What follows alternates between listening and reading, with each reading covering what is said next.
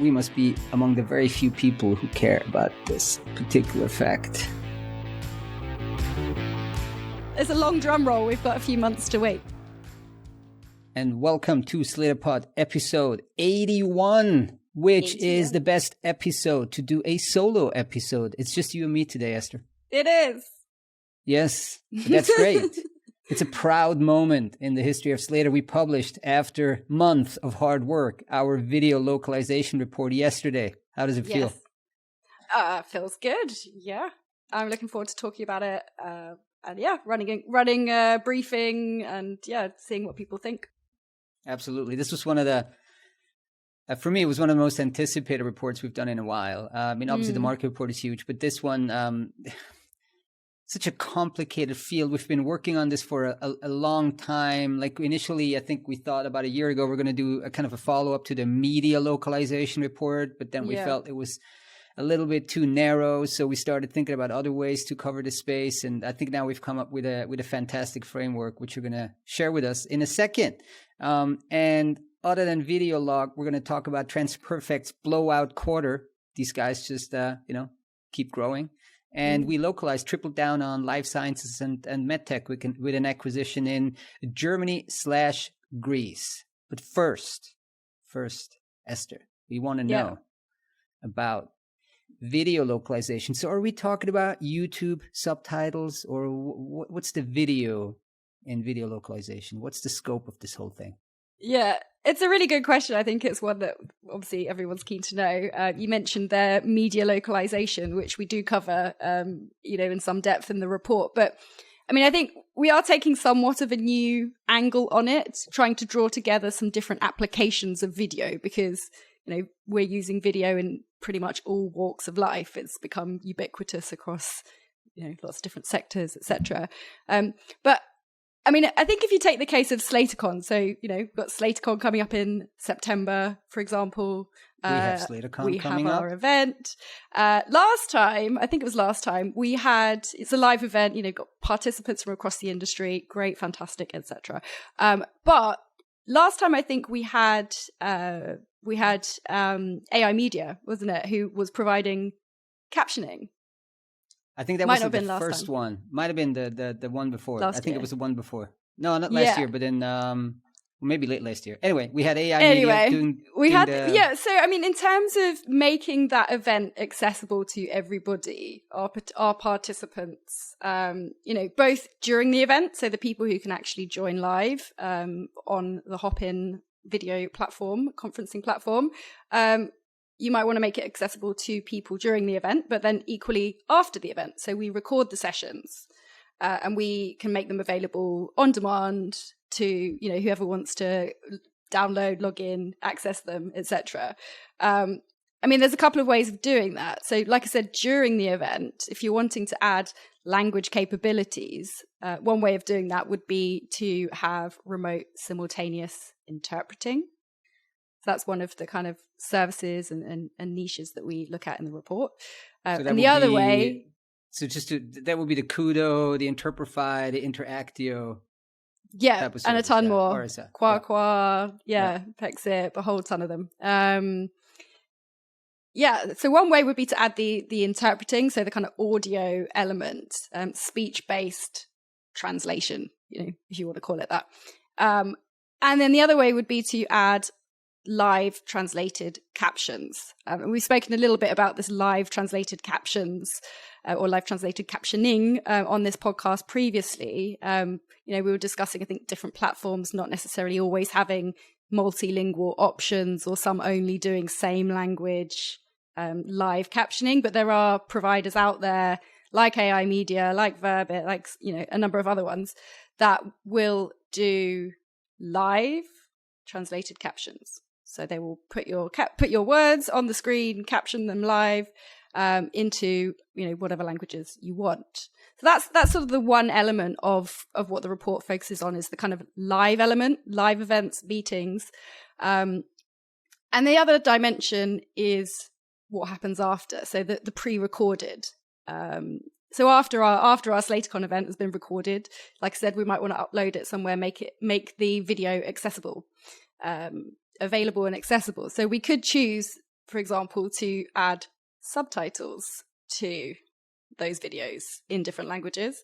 We could choose to dub, or more likely put voiceover to the videos also in multiple languages. So that kind of is somewhat the core of the video localization report. But obviously within that, we're looking at the services on the one hand. So the services of RSI, live translated captioning, subtitling, dubbing, and voiceover. But then we're also looking at their application across a number of different areas, specifically meetings and events, then also media and entertainment. So that's the sort of media localization piece.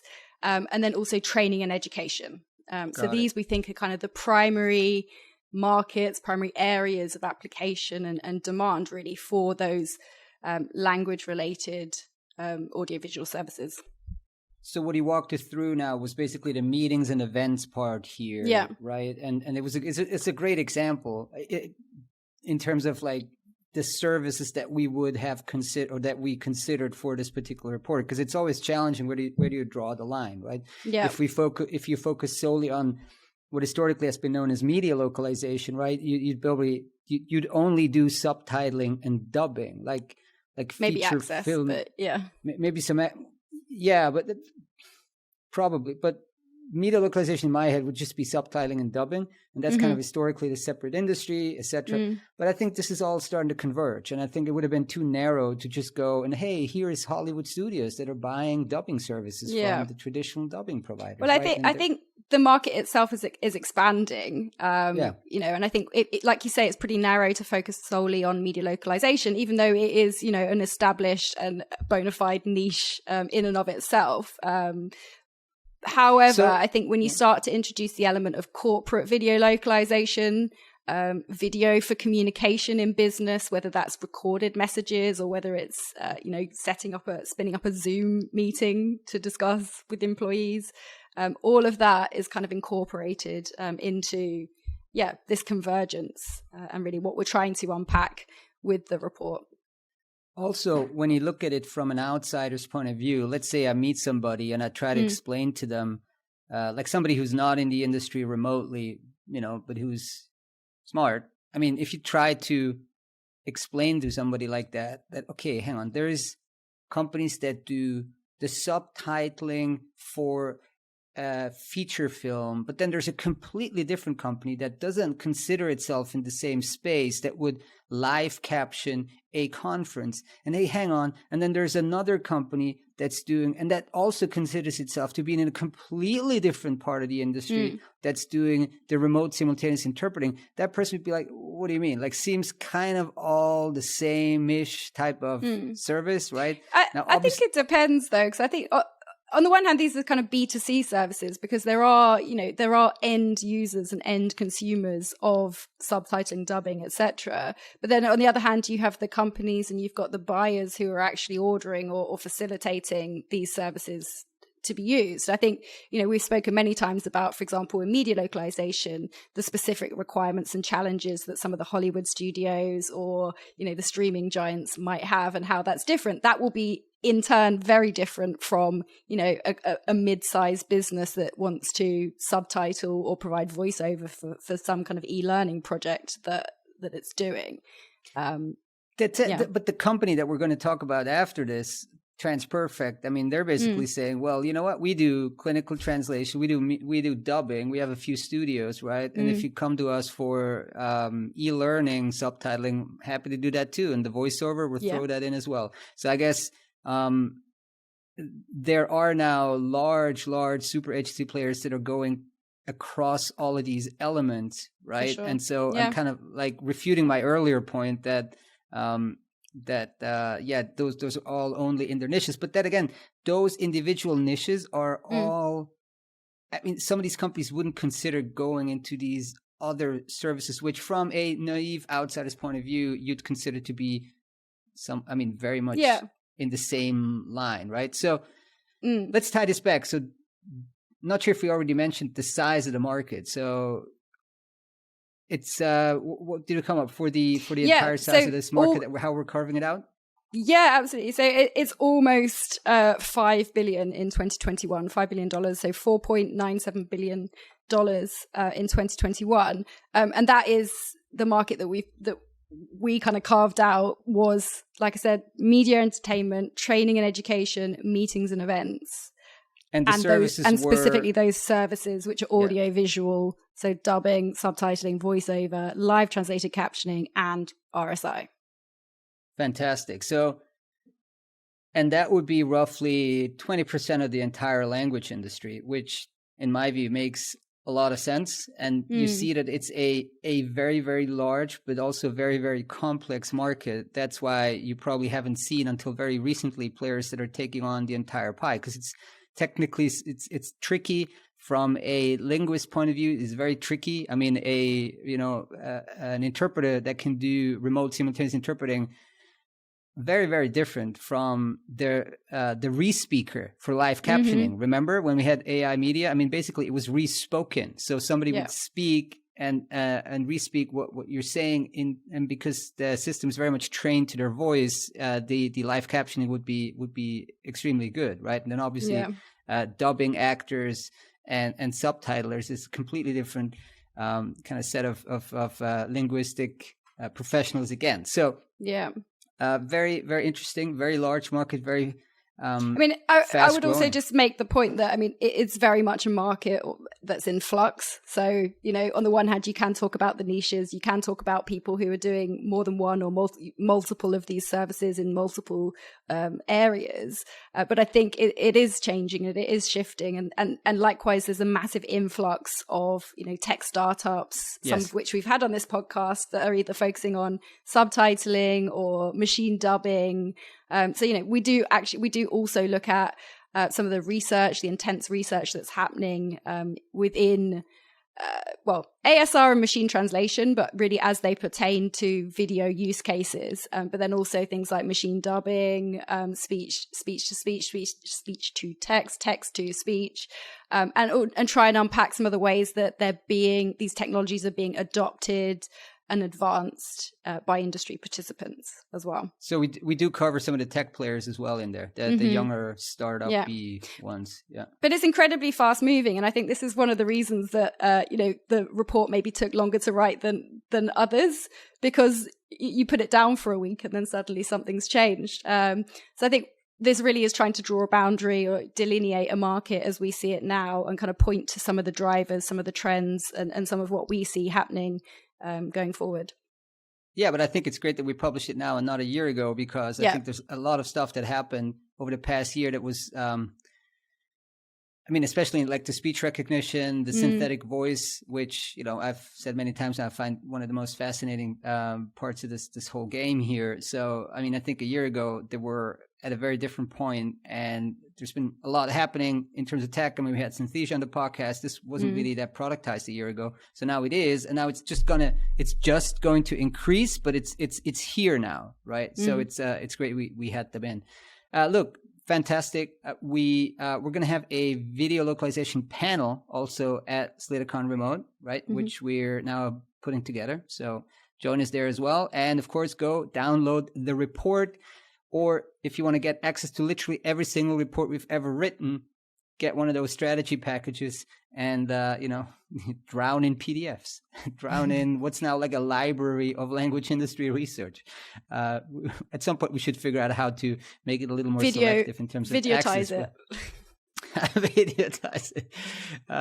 We should do that. But then we'll be there tweaking some of these. Maybe I'll subscribe to some more SaaS instead of getting focused on doing the service. All right. Enough of the rambling. We shall move to New York, to a company that's doing translation in a perfect way. No, TransPerfect. Second quarter results. Said many times, thanks guys for publishing this. You're a private company. You don't need to do that. That said though, if I could announce, 20, 30% revenue growth every quarter, why not? It's a great press release. So, as long as they keep growing at that pace, if I was the CEO, if I was Phil, I'd probably put out a press release on that each quarter as well. So this quarter, 2021 second quarter, $276 million in revenue. 67. 67, sorry, 267. That's one quarter. People. It's up 35%, $70 million from the previous year. And again, that's just one quarter. So they're growing the equivalent of one of the larger LSPs in a single quarter, like compared to the year before. First half revenue, 2021, just shy of $500 million, 498. So that's an increase of 28% from 2020. Those are those are amazing figures. And since TransPerfect really is cross-vertical, cross-service, cross-everything, it's kind of speaks to the fact of that this industry is experiencing strong growth in many areas, right? And I think it was virtually all organic. They bought a couple of companies called one was called Polford in Spain, and one was called in Poland Skill Intelligence. I think Skilltelligence. Skilltelligence, yes. Polford was studio facilities for MediaLock, and then Skilltelligence. That's crowdsources data collection support for their Data for AI Vision data force. So, but I think most of them. Hang on. Phil said only minimal amount of revenue was recognized from them in Q2. So who knows? Maybe depending on the size of this company in Q3 is a little bigger. More broadly, Phil Shaw, the CEO, said this quarter saw a significant broad-based increase in spending and investment from all our clients across all industries, right? I mean, that speaks to what we said before. I mean, booming, jobs index at all-time high, TransPerfect going to the mid 20% growth. Tech selling super strong. They said perhaps our largest dollar volume increase in technology sales in the firm's history, and especially from customers who are first-time TMS buyers. So sometimes people forget that TransPerfect's also probably among the top 3 TMSs in the world, just pure tech, not just the services side, but pure tech. So that's going well. And then Dataforce, which is their data for AI. So they're selling to the big tech companies, but also going further down the food chain with, some of the smaller, still large enterprises, but, probably like 1,000, 5,000, these types of companies that are trying to launch or that are leveraging machine learning to optimize some of their processes. And, they need data. So that's where Dataforce from TransPerfect comes in, but also a bunch of other competitors there. And to close on this, so $1 billion, they're going to make that unless something, catastrophic happens. Yeah. They're usually stronger in the second half. So there you go, $1 billion. And let's see if RWS doesn't go and buy, one of the super agencies. They're, it's going to be head to head. So Phil used to compete for leadership there with Lionbridge, and now he's competing with RWS. Let's see who comes first. Drum roll. Well, we've got it's a long drum roll. We've got a few months to wait yet, but it's a long drum roll. Yeah. Although RWS reports in September, so we'll see slightly earlier than. They don't report in September, but their annual financial year ends in September, so we'll know for them before TransPerfect. Hey, my drum rolls just got short, so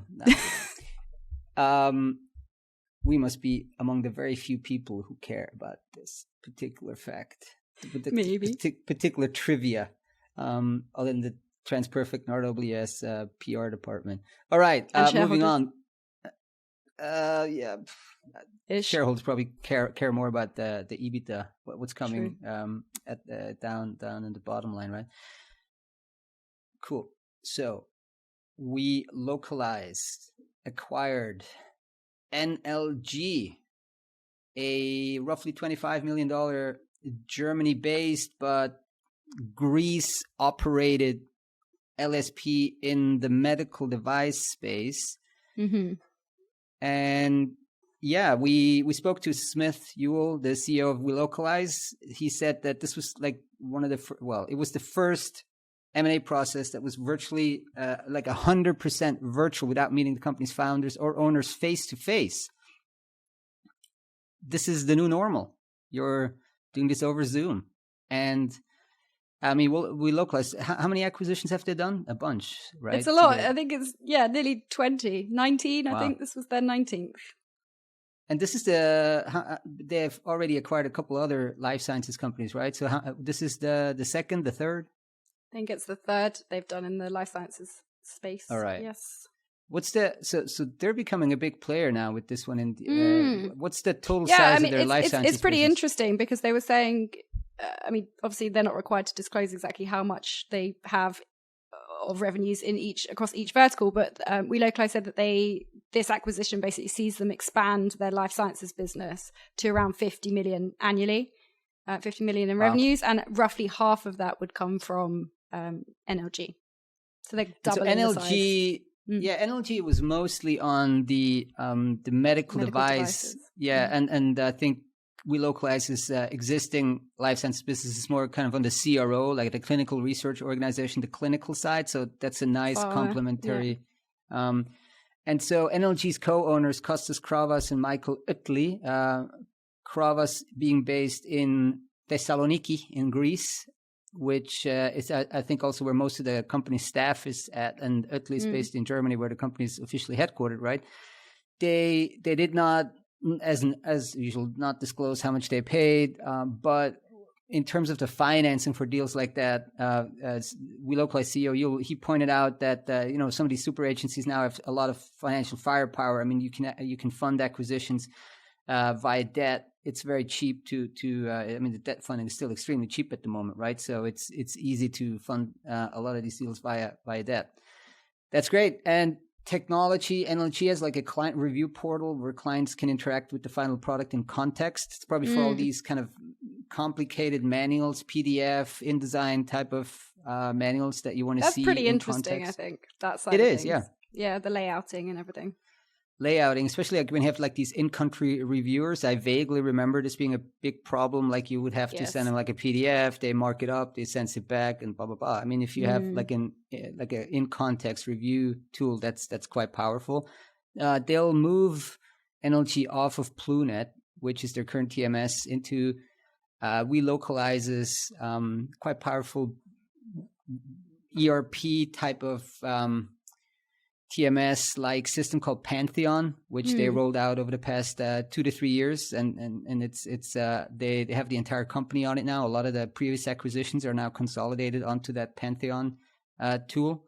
It's actually it's quite powerful, and for a company that's based on, we said almost 20 acquisitions, it's a key challenge to get them all onto the same platform, because otherwise, and I've used this metaphor 100 times now, you get this kind of Frankenstein of like 70 TMS and 50 CAT tools. But they're, at least on the ERP TMS side, it's now in that Welocalize Pantheon. They're going to rebrand it eventually to Welocalize Life Sciences, I believe. So goodbye NLG over time. And that's that. I mean, we also spoke, kind of go read the article broadly about industry outlook. Smith talked about how resilient they were during the pandemic, that, he sees the localization business as kind of a keep the lights on industry that facilitates essential communication. We've seen that. It's robust, it's resilient, and now it's booming. All right. Well, Esther, that was a great solo episode. Very good. We shall have a guest on next week. And Sounds until good. then, have a great weekend, and talk to you soon. See you soon.